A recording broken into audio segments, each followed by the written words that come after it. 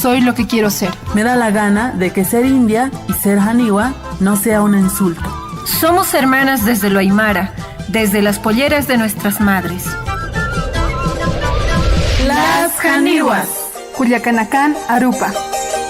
La voz y el pensamiento de las hermanas. Un espacio de reflexión entre mujeres aymaras, política, cultura y sociedad.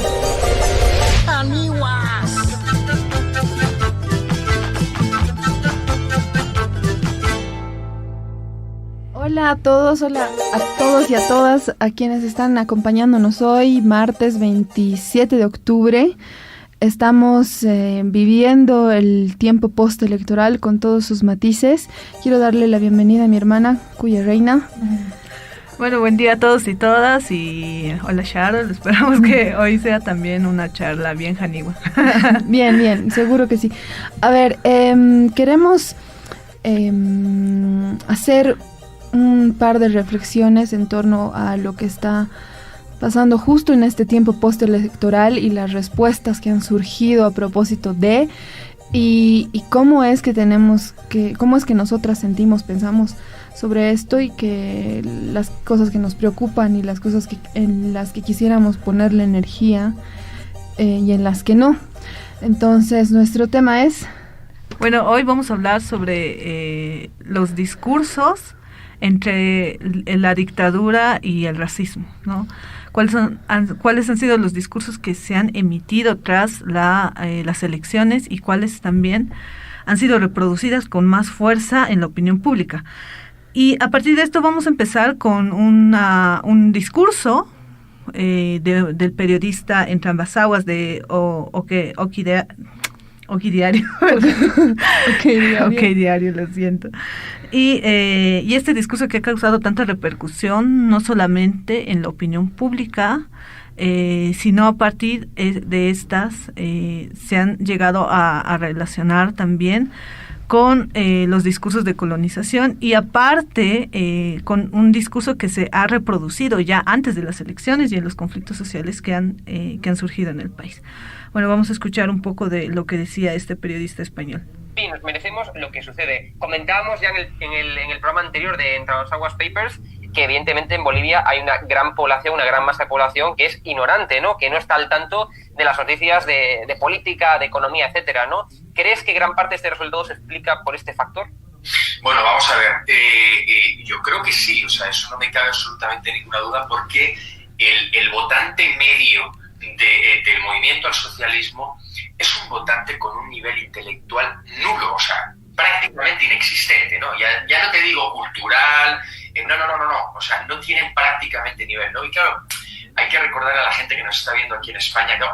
El votante medio del partido de Evo Morales no tiene nada que ver al votante medio que tiene aquí Podemos, ¿no? Porque aquí, quieras que no, todo el mundo sabe lo que es un teléfono móvil, sabe lo que es internet, pero la mayoría de gente que ha votado a Evo Morales es gente que vive en el campo, gente que no sabe lo que es un teléfono móvil, no sabe lo que es internet y mentalmente no tiene absolutamente ni idea de prácticamente nada, o sea, son analfabetos literales, o sea, hay mucha gente que no sabe hablar el español, hablan aymara, quechua o idiomas nativos indígenas y no tienen ni idea de lo que es la civilización, ¿no? Ok, bueno, ahí termina el discurso y ha causado mucho desagrado, mucha indignación frente a lo que decía el periodista. Vamos a ir por partes. Me parece interesante que se ha hecho una crítica de lo que decía en Trambasaguas a partir de varios enfoques, desde el idioma, ¿ya?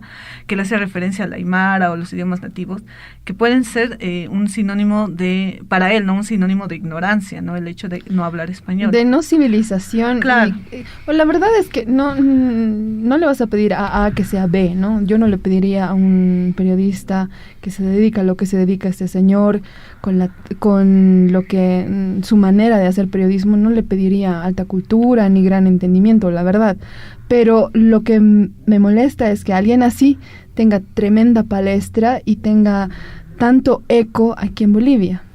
Y esto no ha surgido de la nada. O sea, si tú posicionas a un periodista como un personaje público y de importancia, tienes que hacerlo a partir también de un grupo social que te apoye, que le da respaldo a lo que tú estás emitiendo como periodista, ¿no? Exacto.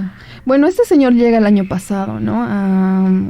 Imagino que buscando hacer una investigación o armar alguna nota, y la primera entrevista que sale de él es una que le hace a Carlos Mesa, pero no tiene ninguna repercusión. Entonces, pero como está ahí buscando, imagino, hacer su trabajo, entonces empieza a tener revuelo cuando va a cubrir lo que estaba pasando en la Embajada de México. Y ahí, de alguna manera, salta a la palestra y recibe un apoyo increíble, un eco increíble de medios oficiales, y empieza a tener acceso a información de privilegio. Y bueno, la verdad es que las denuncias contra Evo Morales tienen que haber sido hechas, y todo lo que este señor le debe al país, a la sociedad, tiene que ser mirado, evaluado con justicia, ¿no? Pero todos tenemos claro que esto era una arma política y no búsqueda de justicia ni consideración por la joven que ha estado en medio de estas de la revelación de esta investigación, ¿no? Entonces ahí de verdad para mí era lanzar a matar, no era la preocupación por esta joven o un activismo en contra del Stroop, de todo lo que se quería decir. Era claramente, evidentemente, parte de una guerra política, ¿no? Entonces este señor de alguna manera ha jugado este rol de ser el portavoz desde una posición bien cómoda también, ¿no? Pero bueno, ya hablando, yéndonos a sus últimas declaraciones, que de alguna manera responden, como decías, Cuya, a que hay un grupo muy presente en redes, porque no vamos a decir que es toda la población, ni mucho menos, que me preocupa realmente, cuyas respuestas me preocupan tremendamente, porque le han dicho a este señor, desde que eres un profesional perfecto, danos sin piedad, no sé, comentarios que me parecen muy poco, que me parecen peligrosos. Una mentalidad así creo que representa mucho riesgo para todos estos valores que se han enarbolado, ¿no? Democracia, etcétera.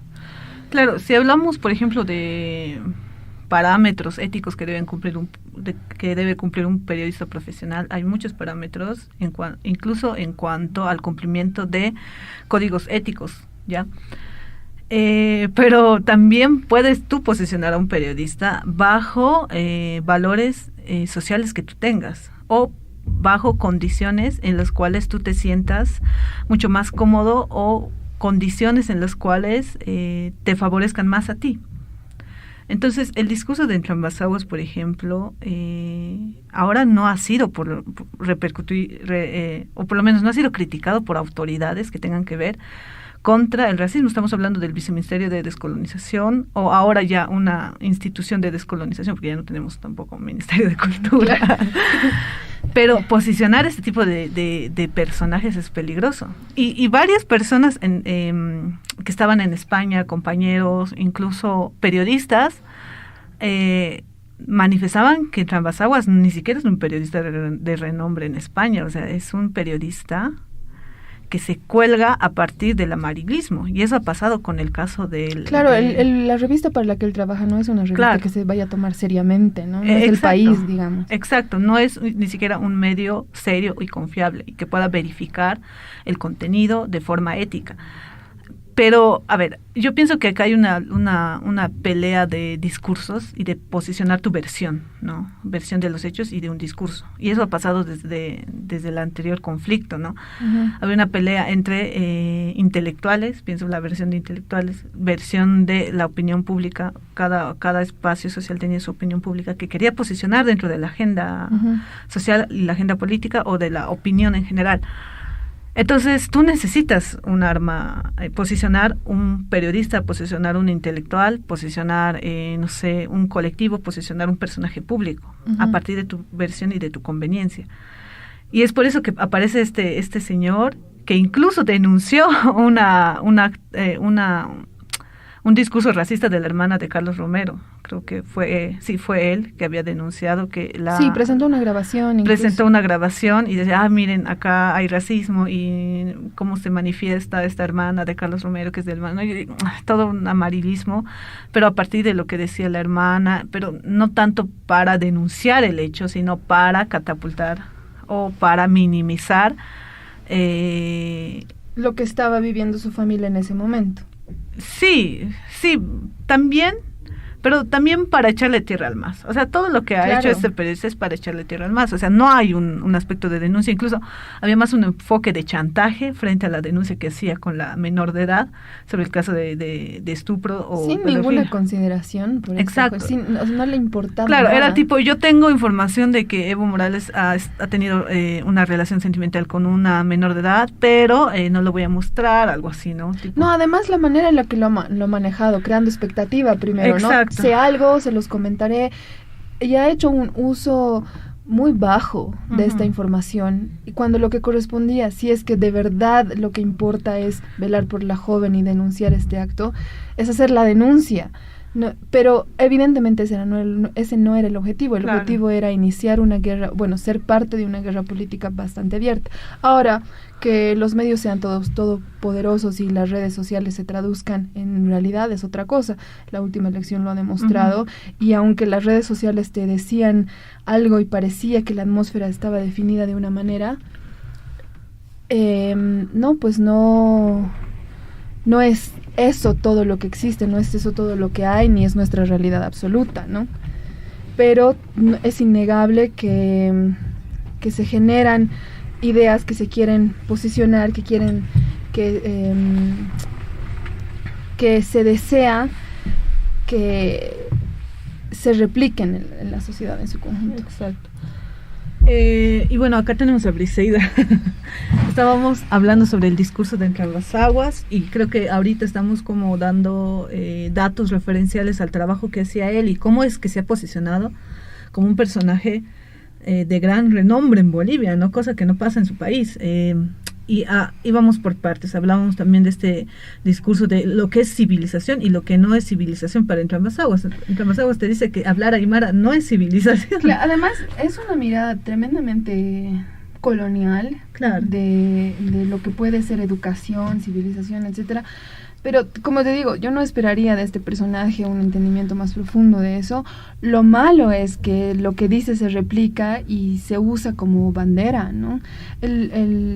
Que alguien abiertamente diga que hablar una lengua nativa y que tiene un intelecto nulo porque no habla español, me parece una barrabasada tan grande que no la comentaría siquiera, pero como es necesario posicionarse frente a estas cosas, entonces toca hacerlo, ¿no? Pero además de la evidente mirada de este señor hacia el mundo, de sus sesgos tan viciados, creo que no es casual que haya salido a decir algo así. Ya. En un tiempo postelectoral, ¿no?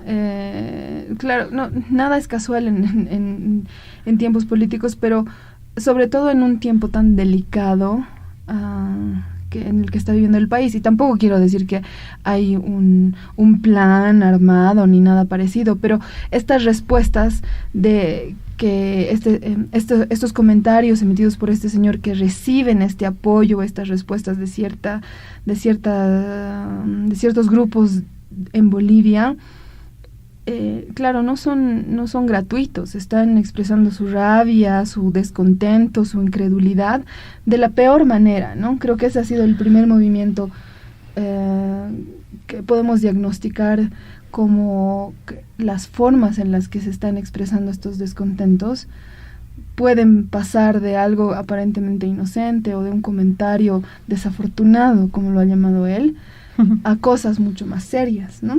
Claro, porque si leemos la repercusión que ha tenido en las redes sociales, hay gente que lo justifica, ¿no? Sí. Y que lo apoya. Pero tiene razón, ¿no? O sea, sí, perdón. No sé, bueno, aquí está Brisa, me gustaría escuchar su opinión. ¿Qué ha merecido para ti, Brisa, este tipo de comentarios? Yo creo que eso diría, por ejemplo, a la comunidad judía ortodoxa en Israel, y que de hecho esta comunidad judía tiene fuerte representación en España, porque han habido cambios de apellido, porque tiene un apellido judío y tiene un apellido español. Creo que va a ser sumamente rechazado. Sabemos que el interés de Entre Dos Aguas responde a intereses políticos, no solamente de nuestro contexto, sino también el contexto español. Claramente juzga el gobierno actual español, precisamente porque él tiene una tendencia política.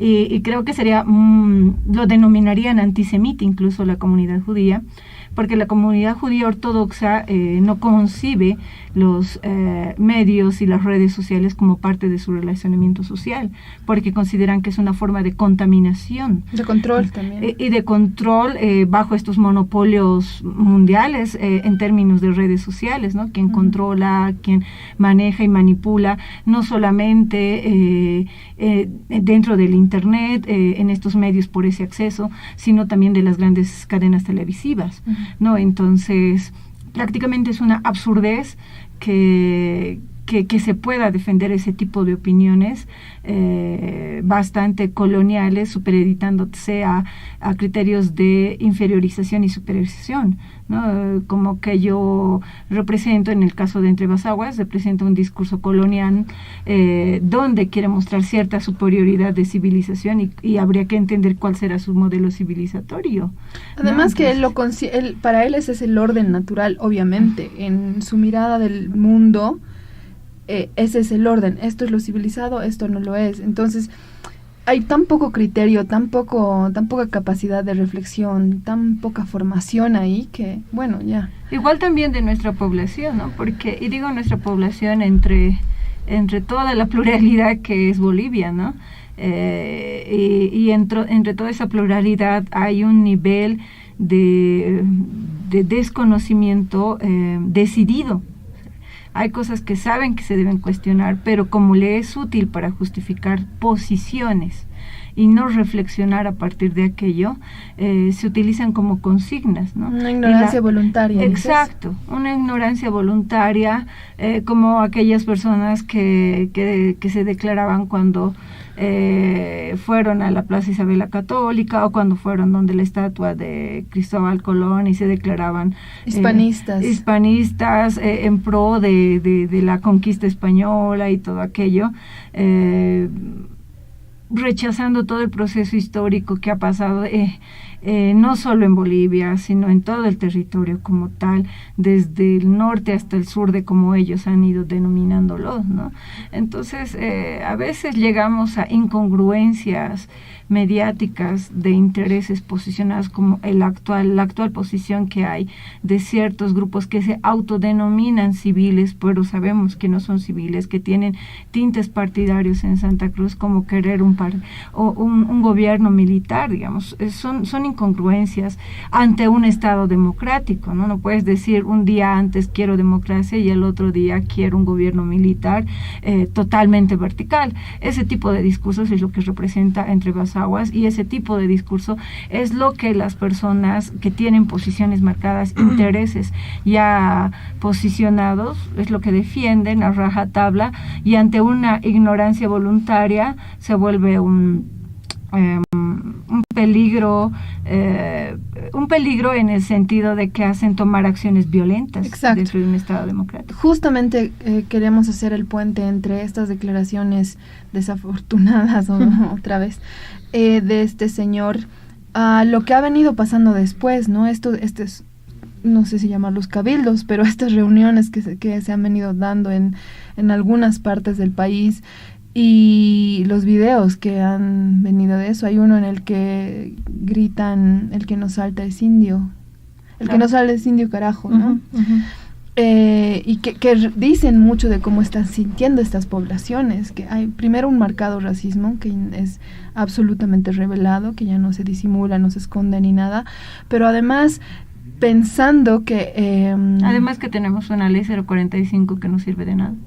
Que no se está aplicando, ¿no? Claro, no hay aplicación. Está en una ley nominal, pero en su uso prácticamente ha habido un atropello directo ya más de un año y que ahora buscan impunidad. Exactamente. A ver, estamos en un país en donde ya se reflejaban este tipo de discursos racistas desde hace mucho tiempo, ¿no? Pero que se ha reforzado más.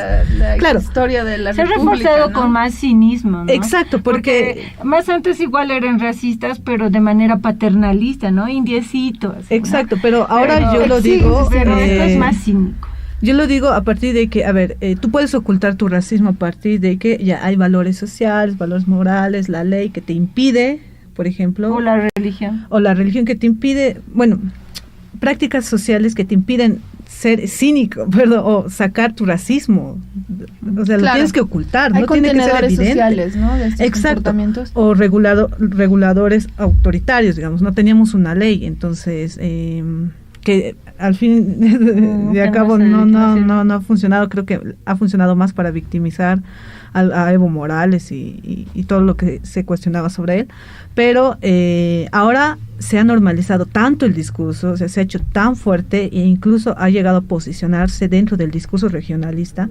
Se ha normalizado esto que ahora sí sale este tipo de discursos con total normalidad. No tienes que esconderlos porque te apoyas en un colectivo, te apoyas en discursos periodistas, apoyas en una narrativa. Claro, pero además estamos viviendo el post de un tiempo en el que el racismo se ha legitimizado desde el Estado. La presidenta ha salido a decir salvajes, desde el primer salvajes hasta el último república. Claro, pero estos grupos que están ahí cívicos no se van a querer denominar salvajes, aunque digan el que indio no es, el que no salta es indio. Eso hay que tener claro, desde dónde viene y a qué direcciona. Eso siempre hay que separarlo, ¿no? Porque el discurso del gobierno en esos entonces estaba marcado a estereotipar a la población. Precisamente. Pero en este caso no está viendo saber que tú le digas en un término racista, ellos se van a victimizar y es más, ellos van a racializar de manera cínica a los otros y no van a ser los Pero salvajes. no existe, no estamos en un momento en el que nadie diga a estas expresiones racistas o a estas peticiones de un gobierno militar salvajes, incivilizados, primitivos. Incluso los periodistas. Es porque lo otro era pues pagado. Es que hay que diferenciar. Pero es que ha habido una cobertura amplia. A ver, en este momento son grupos tan reducidos, 50, 60 personas que están ahí arrodilladas, otra vez más, instrumentalizando la religión para sus beneficios, para que un gobierno militar tome el mando, con un 15% de votación que representa Camacho, y que de repente ni siquiera de ese 15%, esas personas representan tal vez el 0,1%. No, pero de alguna forma digo, estas personas tienen bastante cobertura. Claro, 10, y hay un eco y una réplica. Es porque hay un financiamiento. Nadie puede tener fácilmente una cobertura. A ver, que nosotros vayamos es que depende, a una corporativa. Exacto, o sea, a los medios tienen que darles cobertura, pero tienen que darle cobertura de una forma adecuada. No les vas a decir grupos violentos, ¿no ve? Grupos violentos bloquean Cala, digamos, ¿no? Necesitan hacer la cobertura, pero tienes que adornar la cobertura con eufemismos, digamos, ¿no? Y los medios lo han llamado, entre comillas, activistas, o sea, los han llamado activistas o grupos cívicos o grupos ciudadanos y ciudadanas. Y lo mismo pasaba con esta revolución de las pititas. Pero los que estaban en Cala no eran ciudadanos, no eran. Bueno, para ellos tienes que adornar la palabra, pero cuando se manifestaban los grupos en el alto, por ejemplo, eran grupos violentos, las hordas masistas y demás, ¿no? Que se posiciona ese discurso. Salvajes, no nos sacan de salvajes en las redes sociales, está posicionado el término. Y ahí es donde uno no puede negar que, no siempre obviamente, pero en esta situación en específico, el lenguaje es generador no solo de ideas, pero de acciones. Entonces, esa narrativa tiene, pues ahora estamos viendo estos comportamientos, porque esa narrativa no es que nace en la crisis del año pasado, esa narrativa es heredera de un orden colonial. Exacto, entonces, y para mí es importante entender de dónde viene, porque tampoco creo que de un día para el otro alguien se despierte, bueno, ahora voy a ser racista y voy a empezar a replicar discursos coloniales. No, eso es lo que heredamos, así crecemos. Más bien el ejercicio de deconstruir esas ideas, de desaprender esos órdenes, es algo que requiere mucha conciencia y mucho trabajo personal de todos los que hemos sido atravesados por la colonia, indios, criollos, los peninsulares. Todas esas personas tenemos esta carga y la hemos heredado como una visión de mundo y se expresa de diferentes maneras, pero es un ejercicio que requiere trabajo. Por eso este pensamiento no es que me sorprenda, pero me preocupa. No podemos seguir, supuestamente hemos vivido un gobierno que significaba un cambio. Sabemos que ese cambio no ha sido tan poderoso ni tan profundo, pero es un inicio y que tampoco se le puede atribuir a un partido político. Son las fuerzas, es la misma sociedad que se quiere mirar y construir de una manera diferente, pero va a costar mucho trabajo y hay que tener la conciencia de eso también, ¿no?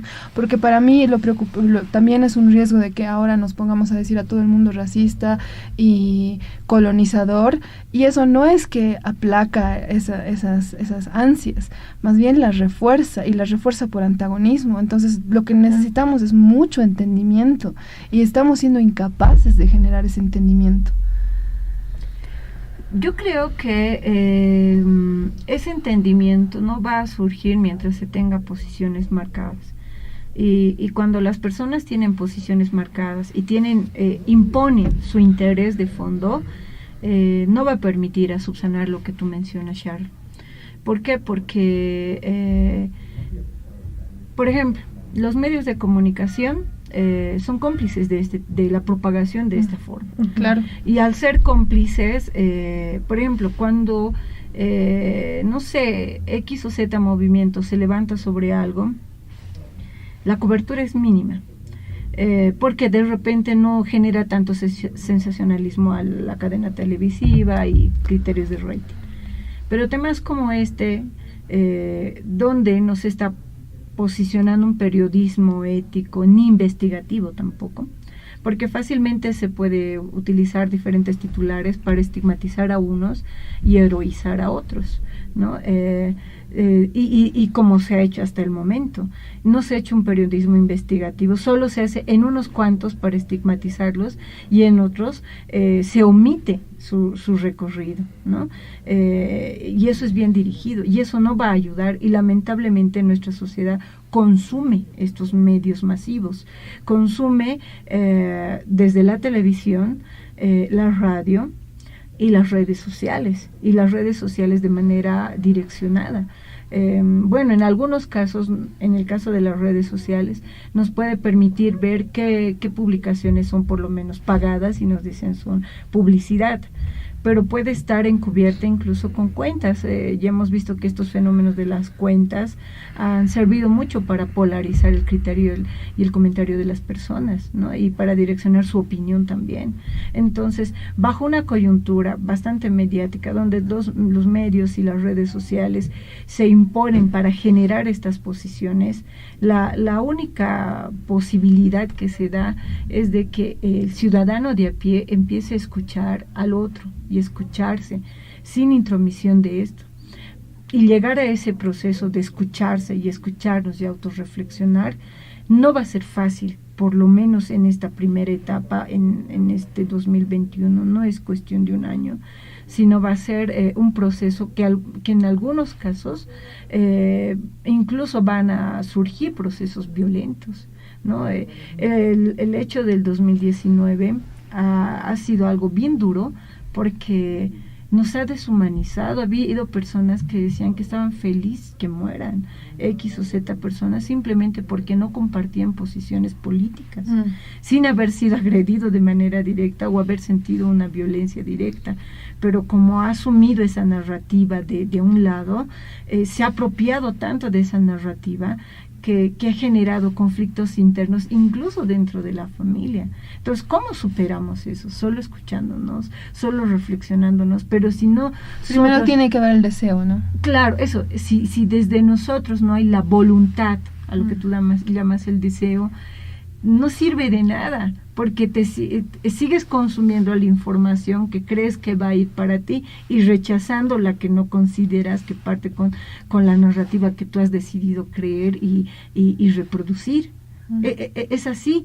Entonces, mientras pase eso, van a seguir habiendo polaridades, van a seguir habiendo estas posiciones que lamentablemente van a desencadenar en algún momento en acciones violentas, voluntarias e involuntarias. Y digo involuntarias en algunos momentos cuando están en términos colectivos, donde a veces cuando están en colectividades no se piensa, simplemente se actúa.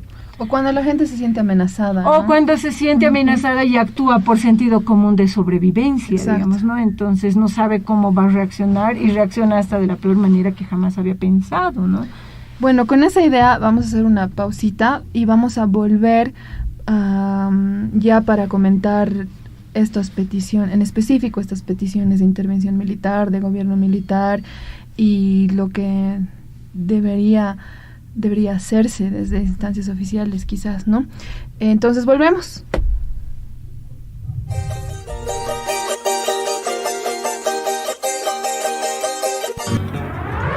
Deseo 103.3. Enciende tu libertad. Nuestro almuerzo súper nutritivo y así como el delicioso ají de fideo puede ser entregado en tu domicilio. Si es en la zona de Sopocachi, la entrega es gratuita. Si vives en otras zonas, solo pagas el pasaje. Reservas y pedidos en la avenida 20 de octubre, número 2060, entre Espiazu y JJ Pérez. La casona roja de Mujeres Creando. O al teléfono 241-3764. O al WhatsApp 735-77-345. El menú para hoy es sopa de quinoa, sonso de yuca, trucha frito, de postre, fruta natural.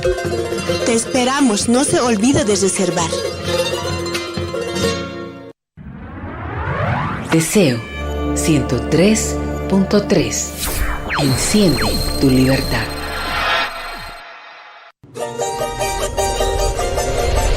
Estás escuchando a las Janiwas, Culiacanacán, Arupa.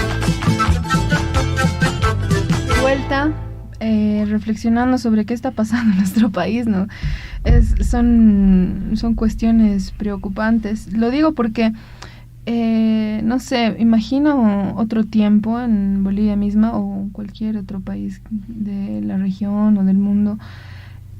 ¿Qué pasa cuando hay ciudadanos jóvenes que van a una plaza o a entidades militares, ¿no? A centros donde están los militares y se arrodillan y piden un gobierno militar, intervención militar?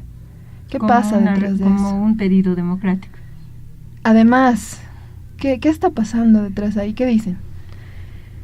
Bueno, lo que te estaba diciendo hace rato, Sharon, creo que hay en las redes sociales un discurso como, pero es que estas no son personas, estudien, son unos idiotas y todo eso, pero es que hay un discurso que hay detrás, un imaginario que hay detrás, que está, yo pienso, también tiene un carácter, conservador, porque la gente ha empezado a rezar, ha empezado a hablar sobre Dios y pedir dictadura militar. O sea, es una contradicción ética, digamos, ¿no? En teoría, ¿no? Uh-huh. Porque si hablamos de ética religiosa en prácticas, se puede cuestionar muchos aspectos.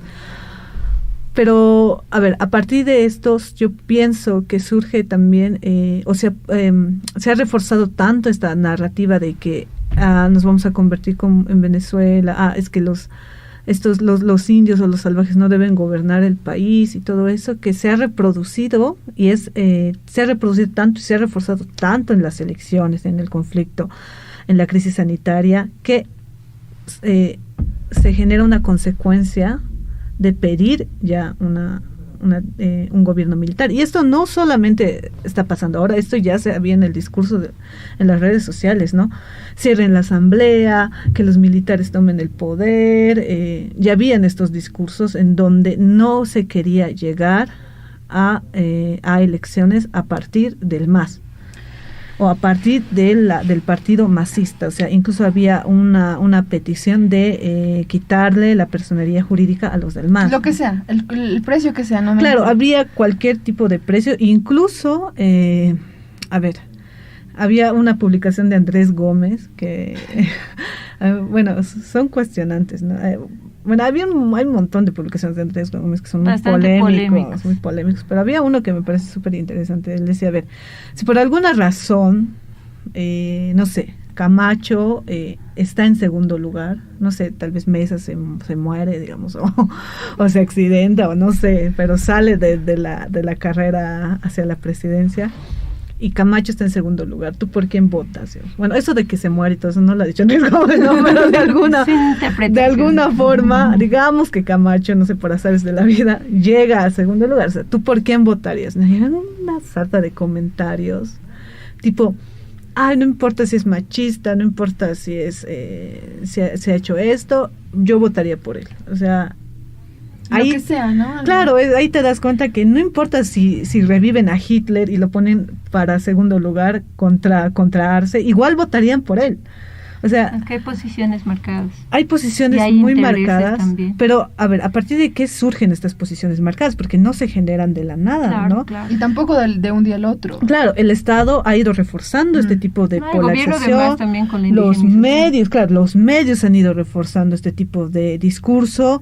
Los intelectuales, voy a poner entre comillas, intelectuales o politólogos o opinólogos han ido reforzando este tipo de clase discursos. Media alta. Clase media alta, organizaciones e instituciones que no se han manifestado en contra de las masacres en Huallán y en Sencata, también de forma indirecta han ido reproduciendo este tipo de discursos. Como no importa que haya muerto personas, aquí no hay vulneración de derechos humanos. Entonces, o si hay, vale la pena. Claro, entonces se ha ido reforzando en muchos aspectos este tipo de discursos. ¿Y cuál es la consecuencia? Que no importa si Camacho está en carrera y está en segundo lugar, igual votarían por él, porque esta sarta u hordas de salvajes, de terroristas, de indios, no pueden gobernar el país, ¿no?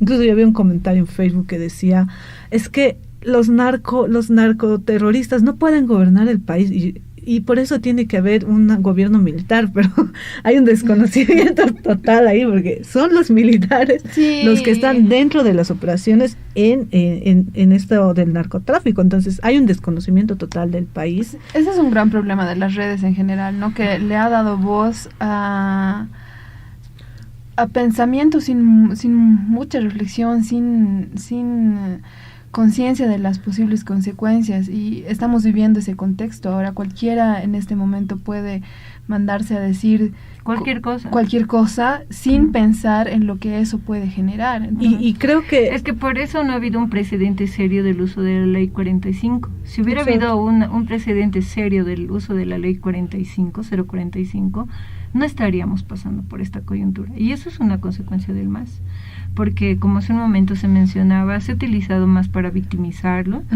pero no se ha utilizado de manera, en un momento ha habido un proceso de reflexión de que ya no puedes hablar tan ligeramente, ya, pero como que eso ha sido de manera discursiva, porque ahora sí habla de manera ligera, de manera cínica, sin argumento, donde prácticamente la difamación es el pan de cada día en las redes sociales, claro. Y las difamaciones simplemente ya llegan a ser reproducidas como si fueran verdades enteras, sin ser una investigación. Por eso es importante que ya en el caso del periodismo, un periodismo de investigación, incluso de las personas que lideran los movimientos de todo tipo de naturaleza, porque al haber un periodismo de investigación a este tipo de movimientos, a cualquiera que sea, no solamente al que estamos viendo de manera coyuntural, vamos a ver también la legitimidad de esa lucha, ¿no? ¿De dónde provienen los líderes? ¿Cuán idóneos son esos líderes que están dando línea a esas bases? Porque es fácil atribuirse bajo el título de activistas y no visualizar, por ejemplo, a quiénes responden estas personas que están direccionando esto, quiénes son los grupos que representan estas, no sé, no lo llamaría activistas, estos bloques como tal, porque tienen nombres estos bloques cuando hacen sus convocatorias por las redes sociales, ¿no? Entonces, pienso que en ese tipo de situaciones debería haber, incluso para tener claridad en la población, el común, quiénes se están dirigiendo y a quiénes responde. Por ejemplo, no puede compararse con una lucha o una demanda social, por ejemplo, de un sector de albañiles o de un sector de trabajadores sociales, de trabajadoras del hogar, porque tienen demandas propias y pueden ser legítimas, ¿no? Y son legítimas porque nacen de ahí, pero mucho parte por eso de qué tipo de demandas hacen las personas que están dirigiendo, porque dentro del mismo gobierno del MAS, sus mismos dirigentes han ido dejando sus demandas sociales de lado, sobreponiendo sobre sus intereses políticos particulares de unos y de otros. Y por eso es que de alguna forma ciertos grupos sociales han perdido la legitimidad de voces válidas ante una situación. Entonces, por eso es importante tener claridad con este periodismo, porque se debería hacer ese tipo de trabajos y no solamente dar titulares de manera muy superficial solo para tener rating y sensacionalismo. Eso por un lado. Por otro lado, creo que sabemos que uno de los entes más responsables del golpe de Estado del 2019 ha sido el mando militar, y creo que lo que ahora está buscando es una legitimidad de este mando militar para no ser destituidos, porque también ha habido una campaña dentro de ciertos grupos como tal para hacer una persecución a los altos mandos militares de esos entonces. Entonces, lo que estaban buscando también es respaldarse, si quiere decirse, en una voz cívica de la ciudadanía, estos mandos militares como si fueran los héroes, para que no haya este tipo de persecución en este gobierno actual que va a ser posesionado del MAS, digamos, ¿no? Entonces, yo creo que ese también es el fondo, ¿no? Es el fondo de buscar cuidar sus espaldas, respaldándose en la ciudadanía, porque ellos saben que como altos mandos militares no pueden dar posiciones personales por todo lo que es el sistema castrense, ¿no? Entonces requieren de aquello, pero también están alertando algo. Estos grupos de ciudadanía dirigidas y posicionadas están de alguna forma alertando a este gobierno de Arce en que van a ser como que la piedra del zapato que todo el tiempo les van a estar cuestionando bajo el título de activistas, bajo el título de asociaciones, bajo el título que sea, para hacer notar los errores. Pero el MAS también, de alguna forma, si realmente quiere demostrar el cambio que de alguna forma ha optado a alguna población en la cual estaba con su voto, que estaban decidiendo en último momento indecisa, realmente tiene que demostrar también decisiones serias. Una decisión como por ejemplo el pedir fácilmente de los que están asilados, es una decisión muy torpe, diría yo, porque hay ciertas cosas bien marcadas con las personas que están allí, y creo que eso, como ciudadano de a pie, del color que sea, indigna. Y lo que está pasando con Evo también. Y también, sí, con Evo y con cualquiera de todos ellos, y de un lado y del otro lado, indigna, incluso en el gobierno de Áñez, con las personas que han venido, como tal Marín, COVID, y toda la gente que ha empezado a llegar solamente por una posición política. Exacto. Entonces, eso molesta como ciudadano de a pie, decir, yo no tengo posición partidaria, entonces puede haber alguna difamación y puedo estar en la cárcel, entonces, y nadie va a velar por mí, pero estas personas, porque tienen una posición partidaria o porque responden a ciertos grupos de poder, pueden gozar de estos delirios del poder de manera coyuntural, incluso decidir políticas de Estado, ¿no? Como recursos o endeudamientos hacia los otros, ¿no? Entonces, eso indigna, eso molesta, ¿no? Entonces, con eso no estoy juzgándolos de manera directa, sino estoy diciendo de que, ya sea del color que sea, de izquierda o de derecha, debería en este caso los jueces, los fiscales, realmente ser pues de altura, ser de calidad, donde la población tenga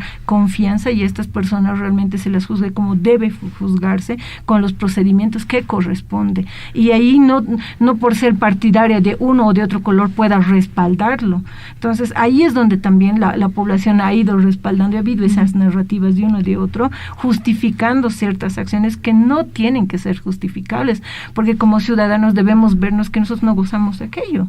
Entonces, y no deberíamos gozar porque ya hay leyes establecidas en un Estado de Derecho. Creo que... Ay, perdón. Dale.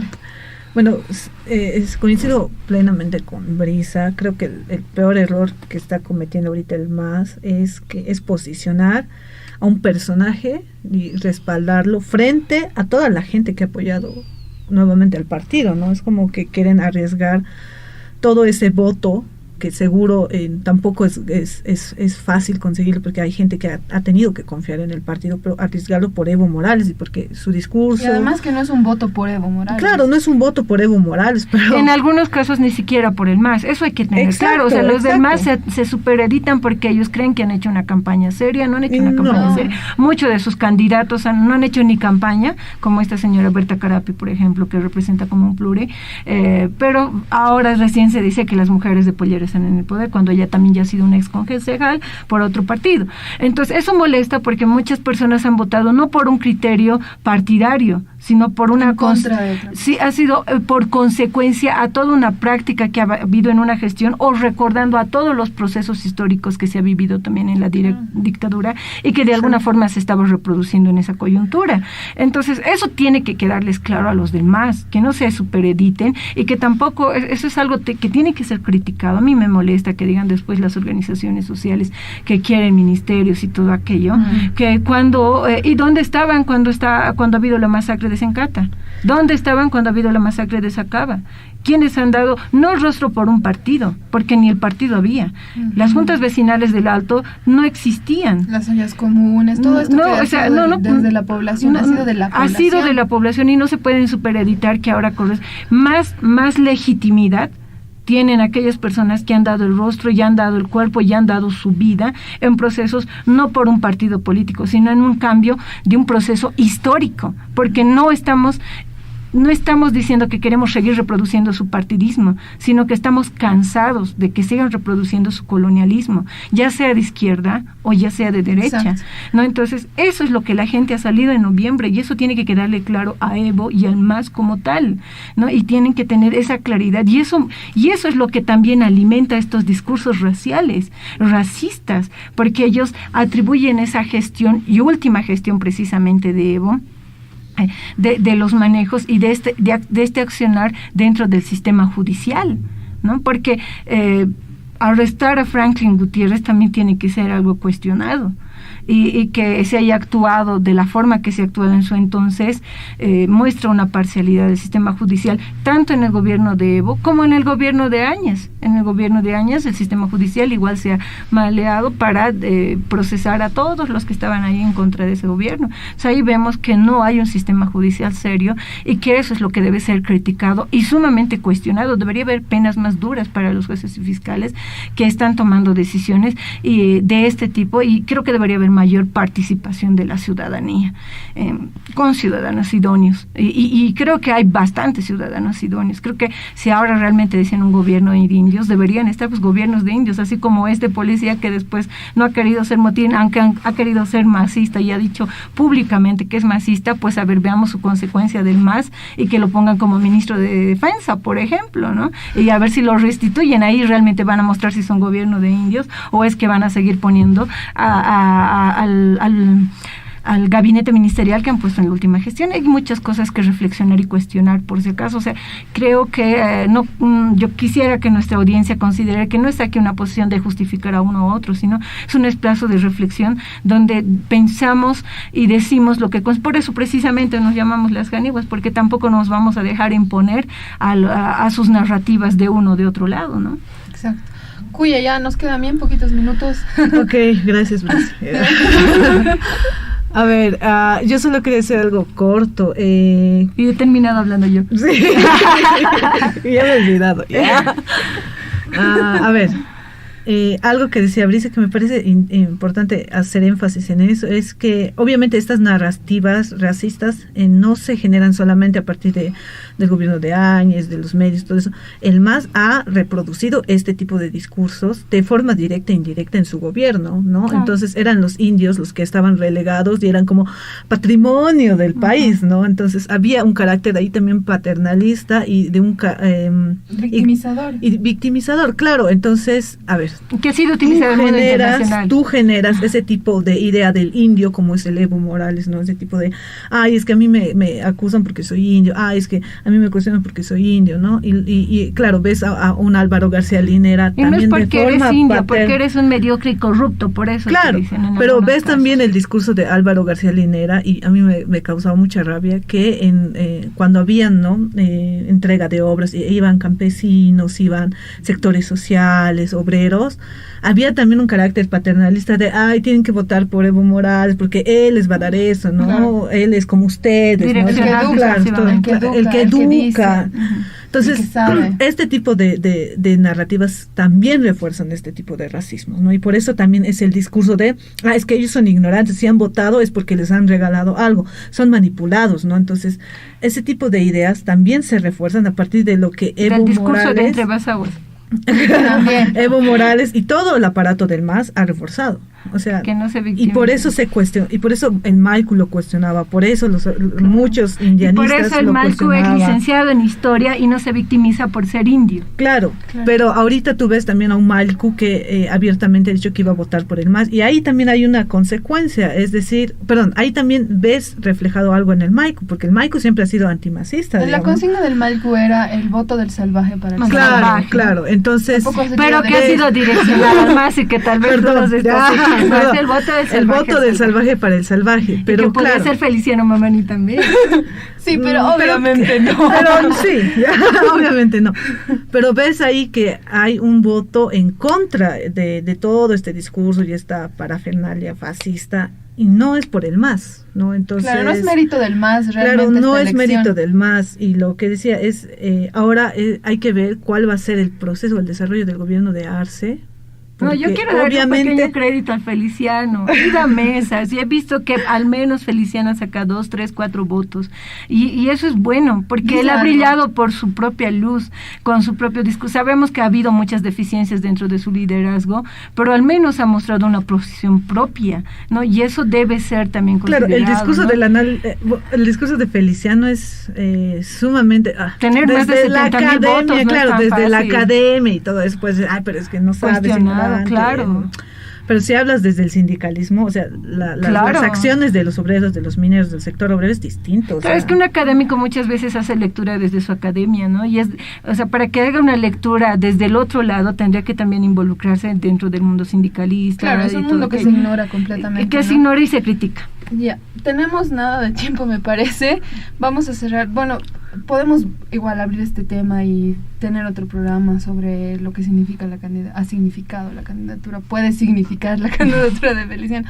Pero para cerrar lo que ha sido central y nos sigue preocupando quizás, dos cosas. Por un lado, que frente a estas peticiones de intervención militar, me parece que deberían los líderes de partidos políticos hoy y también autoridades oficiales manifestar su posición sobre y los organismos internacionales. Es su obligación, porque no es un riesgo menor llamar a una intervención militar en el momento tan delicado que está viviendo Bolivia después de la crisis del año pasado, con todos los bemoles y todos los términos que se han manejado. Que alguien llame a una intervención militar o a un gobierno militar y que los líderes de partidos políticos y las autoridades del Estado no digan nada es tremendamente peligroso. Ese silencio también tiene que ser criticado. Y por último, cuando preguntábamos qué está detrás de estas actitudes de arrodillarse a pedir un gobierno militar, creo que el ser humano quiere seguridad, quiere sentirse seguro. Entonces, hay que reconocer que hay un grupo, que hay un porcentaje de la población boliviana que, estando el MAS en el gobierno, se siente insegura, tanto como estando años en el gobierno, había una gran cantidad de nuestra población que se sentía huérfana también. Entonces, no puede ser mi seguridad o mi sentido de seguridad condicional a que tú te sientas huérfano, indefenso y desprotegido. Tenemos que poder zanjar esta diferencia. Porque cuando las personas se sientan seguras, independientemente de quién es en el poder, vamos a poder construir un sentido de nación, antes no. Y superar la colonia a partir de las fuerzas militares, ¿no? Gracias por estar con nosotras. Claro, obviamente. Gracias por estar con nosotras, a todas y todos los que nos siguen, y nos reencontramos en 7 días. En 7 días con más reflexiones, más análisis y más picantes. Ya, estas son las caniguas. Chao. Culiacanacan Arupa. Sí, Culiacanacan. Caniguas. Señora, no seas canigua. No seas canigua, Cholita. Yo me autodefino india y me encargo de que signifique lo que yo quiera. Soy india, me niego y me resisto. Yo soy lo que quiero ser. Me da la gana de que ser india y ser janiwa no sea un insulto. Somos hermanas desde lo aymara, desde las polleras de nuestras madres. Las Caniguas. Culiacanacan Arupa. La voz y el pensamiento de las hermanas. Un espacio de reflexión entre mujeres aymaras, política, cultura y sociedad.